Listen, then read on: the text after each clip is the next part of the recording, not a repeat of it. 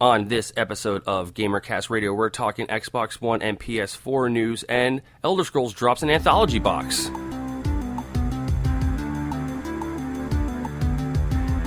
Hello, fellow gamers. You are listening to GamerCast Radio on Spreaker. That's right, I'm Danny Catanese. I'm your host for today, and all the time. It is Friday, August 2nd, and we're going to jump into the news today. Kind of interesting. Oh, calm down, settle down, people, settle down. Okay, that was supposed to fade out a lot better than that. Anyway, so, the news for today, Xbox One and PS4 news. Just a little bit of news, not too much news, so I'm just going to jump right into that. Basically, what has been announced today and is all over the place, if you haven't heard, is that the Xbox One has increased their CPU. And basically, what this is, just for the developers, I mean, it's good for the gamers, but it's basically for the longevity of the system and to make sure that they will be able to develop games for this system for the long term. And in other news about Xbox One is that it is said that it could run for 10 years non-stop. So basically, they learned their lesson from the Red Ring of Death. They said this is not going to happen again. It's impossible for this to happen again. The Xbox One is huge. It's a lot bigger, actually, than a 360. And I guess this is because they want to give it enough room for it to breathe so there won't be any more problems with overheating and kind of that Red Ring of Death that we saw a lot of with the 360. So that is awesome. But basically, yeah, they said this thing can run for 10 years. It's supposed to run silent, close to like silent, when it's playing media. When it is just on, it's supposed to be on all the time. I mean, that was one of their points when they did the E3 release, is that this console is going to be on all the time, and it's going to be always connected for your friends and for everything. So that was a big point of it. So yeah, it's supposed to stay on for 10 years non-stop.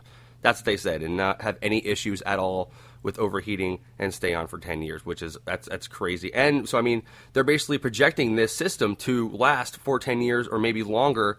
You know, so when this system comes out and the next generation comes out, they're talking they're not going to come up with another system for another 10 years or maybe another 8 years. You know, they might keep the Xbox One for a year or two and still make games just like they made for the old systems before they kind of died out and stopped making games for those. But 10 years, so that's for the Xbox One. And for PS4 news, a bundle has been announced that the PS4 will be bundled with the PS Vita for $500, and this is set for release before 2014.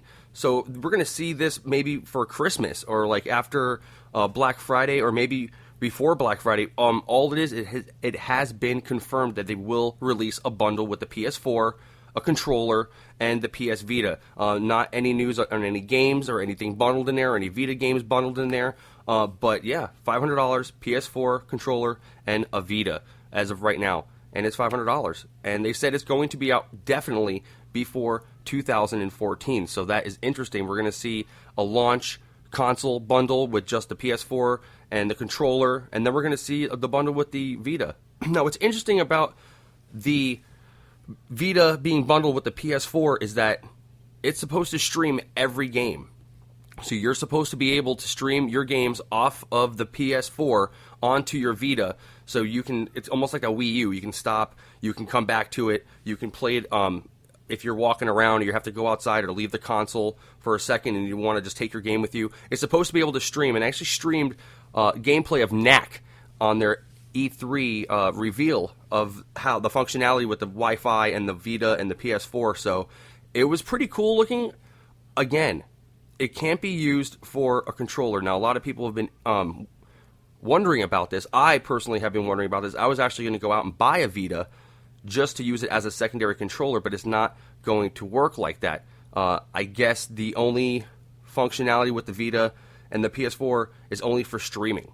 It's only to stream gameplay and only to stream like movies and your Netflix and maybe some music that you have in there, some media and stuff like that. But I don't understand. If you can stream the game onto the Vita and you can play the game on the Vita, why can't you use it as a controller? Obviously, you're using it as a controller because you're streaming your game through there.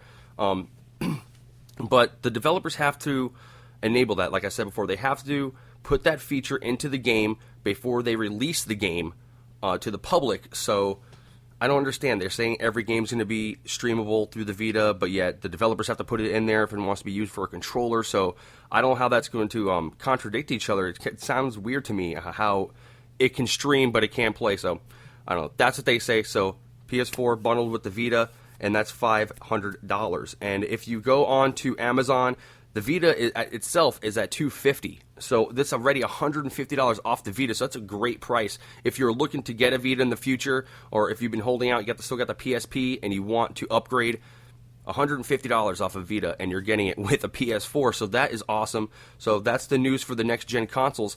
What else has been announced is that Bethesda and ZeniMax has released an anthology box set for the Elder Scrolls.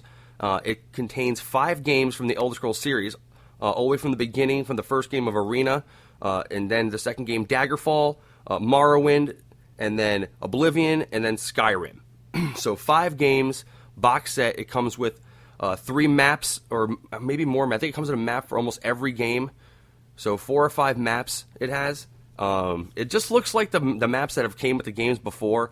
Really nice box. Comes with an art. Comes with like a book, and the maps and the games. And that price is $79.99, so $80, and that's only for PC. It's not going to be for consoles. So the anthology, 5 games on PC, and that is going to be released pretty soon here. Also worth mentioning is that it's only $25 more than the Legendary Edition of Skyrim. So plus you're getting the downloadable content for Skyrim, so it kind of evens itself out. Not only are you getting the PC game with the DLC, but you're getting all the past games too, so that is pretty cool. And for $80, like I said, it's only $25 more than the Legendary, which you only get 1 disc of Skyrim with the DLC. This, you get the DLC, you get Skyrim, you get the extra maps, the box, and the other discs to play around with. So for the first time, all the discs in one spot. So that is going to be awesome if you're a collector and a fan of the Elder Scrolls series. So keep an eye on the anthology box set coming out pretty soon. Next, I'm going to cover some Call of Duty news, and basically, the pre-orders for the Call of Duty Ghost game that is coming out for next gen, they're seeing really low pre-order numbers, and they said it's a lot lower number that was set by Call of Duty Black Ops 2 last year. And they basically went on to say that the lack of pre-orders for Call of Duty Ghost has to do with the new consoles coming out, because people don't know which console they're going to buy when it releases, so they're not pre-ordering their Call of Duty Ghost games yet because they have no idea what console they're going to go on. But that makes sense. That really does make sense that the numbers are down, but they are significantly down from Call of Duty Black Ops 2. So Activision will just have to sit back and wait and see how many pre-orders they will get eventually with the next-gen console releases. But we do know if you do pre-order Call of Duty Ghosts, you will get a exclusive map. It's called Freefall, and it says that it uses derelict skyscrapers. They collapse, and they dramatically alter firing angles and routes. So that's pretty cool. I guess it's going to be a city, urban kind of map, and that's exclusive only if you pre-order the game. I'm sure eventually at some point you're going to be able to buy it at some point. Who knows? But yeah, if you pre-order it, you get that exclusive map. The numbers are down, but yeah, I'm sure a lot of people are going to get Call of Duty Ghosts. It's a super popular game, and the whole new add-on of the dogs and everything, which I don't know exactly how that's going to work. I don't know if there's going to be a dogs-only mode or something like that, like a dog mode for multiplayer, which would be pretty cool, but only time will tell. So I guess that's going to be it, and we're going to wrap it up for today. I would like to thank you for listening, and again, if you liked what you heard, please feel free to like and to follow and to share my podcast, and I'd really appreciate it so everybody can be up to date, and I'll try to drop another podcast as soon as I can. So don't forget to come by and check back frequently so you can catch the latest in gaming news as it drops. For GamerCast Radio, I'm Danny Catanese, and I'll see you next time.